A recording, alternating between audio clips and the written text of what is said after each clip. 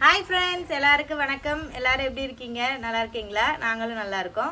இன்னைக்கு நம்ம சேனலில் என்ன வீடியோ பார்க்க போகிறோம்னு பார்த்தீங்கன்னா, எங்கள் அப்பா பற்றி கேட்டிருந்தீங்க நிறைய பேர். உங்கள் அப்பா காமிங்க, உங்கள் அப்பா எங்கே, அவங்கள பற்றி எதுவுமே சொல்ல மாட்டேங்கிறீங்க, உங்கள் அப்பா எங்கே இருக்காங்க, உங்கள் கூட இல்லையா அப்படின்னு நிறைய கேள்வி. ஒரு சில வீடியோக்கெல்லாம் நான் சொல்லியிருக்கேன் எங்கள் அப்பா வந்து வெளிநாட்டில் இருக்காங்க அப்படின்னு சொல்லிட்டு. இருந்தாலும் வந்து நிறைய பேர் ரிப்பீட்டடாக கேட்டுட்டே இருக்கீங்க. ஸோ அவங்களுக்காக இன்னைக்கு வந்து தெளிவாக எங்கள் அப்பா பற்றி நான் சொல்கிறேன். எங்கள் அப்பாவோட ஃபோட்டோ வந்து நான் காமிக்கிறேன். நிறைய ஃபோட்டோஸ் வச்சுருக்கேன், ஒன்று ஒன்றா காமிக்கிறேன். இவங்க தான் எங்கள் அப்பா. க்ளோஸ்அப்பில் எடுங்கம்மா. தெரியுதா கரெக்டா? இவங்க தான் எங்கள் அப்பா. எங்கள் அப்பா வந்து பார்த்திங்கன்னா இப்போ வெளிநாட்டில் தான் இருக்காங்க, குவைத்தில் இருக்காங்க. ஸோ எங்கள் அப்பாவோட உழைப்பும் தியாகத்தினால தான் நாங்கள் வந்து இப்போ இவ்வளோ தூரம் நாங்கள் நல்லா இருக்கோம்னா எங்கள் அப்பா இல்லாமல் நாங்கள் வந்து இல்லை, அவ்வளோதான் நாங்கள் சொல்ல முடியும். ஏன்னா எல்லார் வீட்லேயுமே பார்த்திங்கன்னா அப்பா வந்து ரொம்ப முக்கியமானவங்க. அவங்க தான் குடும்பத்துக்காக பிள்ளைங்களுக்காக ஓடி ஓடி உழைச்சி நம்மளை வந்து ஒரு நல்ல நிலைமைக்கு கொண்டு வரணும்னு நினைப்பாங்க. ஸோ அதில் எங்கள் அப்பா வந்து அவங்களோட உழைப்பை 100% எங்களுக்காக வந்து கொடுத்துருக்காங்க. சொல்லப்போனால் எங்கள் அப்பாவோட வாழ்க்கையே தியாகம் பண்ணி தான் எங்களை வந்து வளர்த்து படிக்க வச்சு கல்யாணம் பண்ணி கொடுத்துருக்காங்க. ஏன்னா எங்கள் அப்பா வந்து சின்ன பிள்ளையா இருக்கும்போதே, எனக்கு விவரமே தெரியாது, அந்த டைம்லேயே எங்கள் அப்பா வெளிநாடு போயிட்டாங்க. எனக்கு எத்தனை வயசு இருக்குமா, எனக்கு ஃபஸ்ட்டு அப்பா போகையில் இல்லைம்மா, அவள் ஒன்றாவது படிப்படமாண்ணா, அது கூட எனக்கு ஞாபகம் இல்லை பாருங்க. எங்கள் அப்பா விவரம் தெரிஞ்சு நான் பார்த்தது 7ஆவதோ 8ஆவது படிக்கும்போது தான் எங்கள் அப்பா நான் விவரம் தெரிஞ்சு நல்லா பார்த்தது. ஏன் உங்கள் அப்பா வெளிநாடுக்கு போனாங்க அப்படிலாம் கேட்குறீங்க. எங்கள் அப்பா வந்து படிக்காதவங்க, படிக்கலை அப்போ. ஸோ அப்போ நம்ம ஊர் சைடெல்லாம் பார்த்திங்கன்னா படிக்கலைன்னா இங்கே என்ன வேலை கிடைக்கும். ஸோ வெளிநாடாவது போய் நம்ம பிள்ளைங்களை வளர்ப்போம் அப்படின்ற ஒரு இதில் தான் எங்கள் அப்பா போனாங்க. இப்போ கிட்டத்தட்ட பார்த்திங்கன்னா இப்போ ஒரு 25-30 வருஷமாக எங்கள் அப்பா வெளிநாட்டில் தான் இருக்காங்க. ஸோ அங்கேருந்து அவங்க சம்பாரித்து அனுப்புன பணத்தை வச்சு தான் எங்களை எங்கள் அம்மா வளர்த்தது, படிக்க வச்சது, கல்யாணம் பண்ணி கொடுத்தது எல்லாமே. எங்கள் அப்பா மட்டும் அப்படி போய் அங்கிட்டிருந்து சம்பாரித்து எங்களுக்கு அனுப்பலைன்னா நாங்கள் இவ்வளோ தூரம் நாங்கள் வந்திருக்க மாட்டோம்.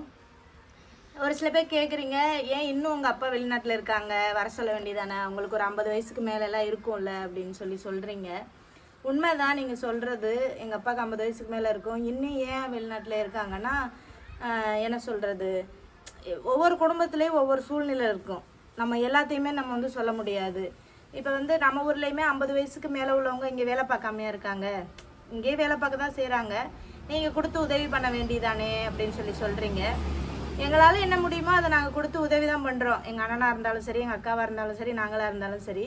படிக்காமல் ஒரு ஆளோட சம்பாத்தியத்தை வச்சு 3 பேரை வளர்த்து படிக்க வச்சு கல்யாணம் பண்ணி கொடுக்குறதுன்றது எவ்வளோ காசு செலவாயிருக்கும் அப்படின்றது உங்கள் எல்லாருக்குமே தெரியும். பட் ஒரு சில கடன் பிரச்சனை அந்த மாதிரிலாம் இருக்கும். ஸோ அதெல்லாம் எங்கள் அப்பா வந்து கொஞ்சம் அடைக்கணும், இது பண்ணணும், கொஞ்சம் சம்பாரிச்சுக்கலாம். அப்புறம் இந்த வீடெல்லாம் கட்டினது, ஸோ அந்த மாதிரியெல்லாம் இருக்குது. ஸோ எல்லாத்தையுமே நம்ம ஓப்பனாக யூடியூப்பில் சொல்ல முடியாதுல்ல. அதனால் எங்கள் அப்பா இன்னும் ஒரு வருஷம் மட்டும் நாங்கள் இருந்துட்டு வந்துடுறோம்மா அப்படின்னு எங்கள் அப்பாவோட விருப்பத்தில் தான் போயிருக்காங்க. ஸோ நம்ம வந்து அதை தடுக்க முடியாது. அது பிள்ளைங்களாக எங்களால் என்ன உதவி பண்ண முடியுமோ அதை நாங்கள் பண்ணிட்டு தான் இருக்கோம். பட் ஒவ்வொரு ஃபேமிலிக்குள்ளேயுமே ஒவ்வொரு சூழ்நிலை இருக்கும்.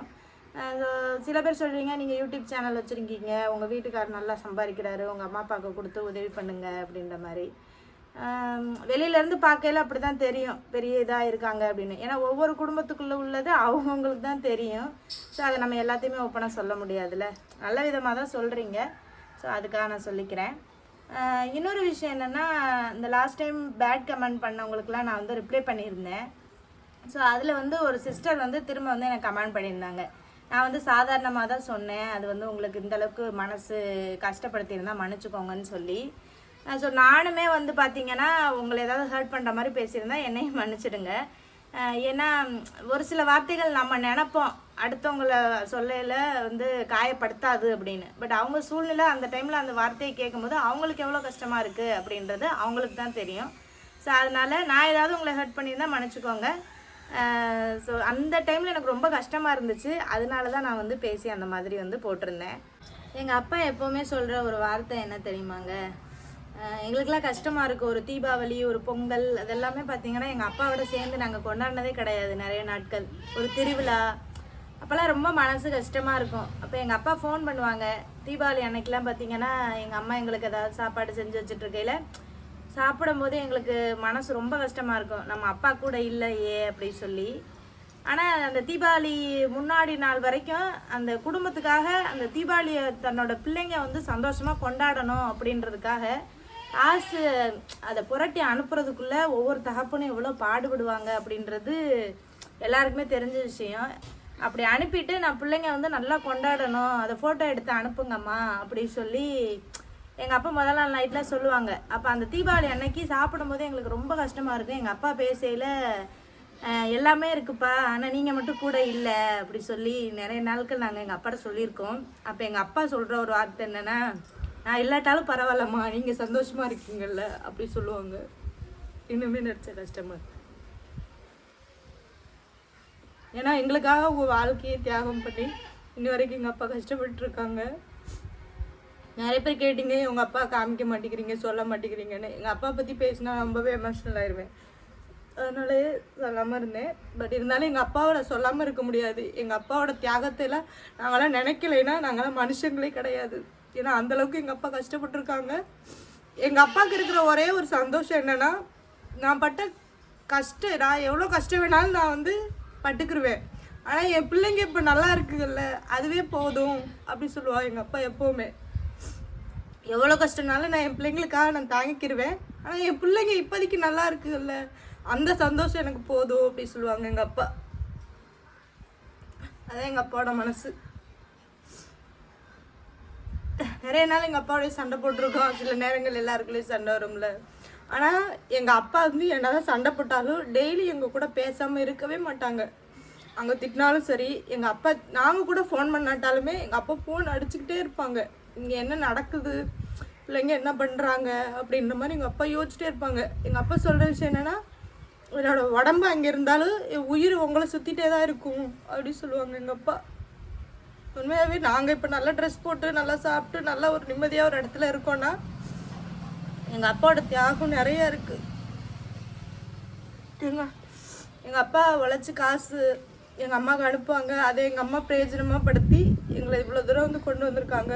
ரொம்ப கஷ்டப்பட்டவங்க தான் நாங்கள் சின்ன வயசுலேருந்தே.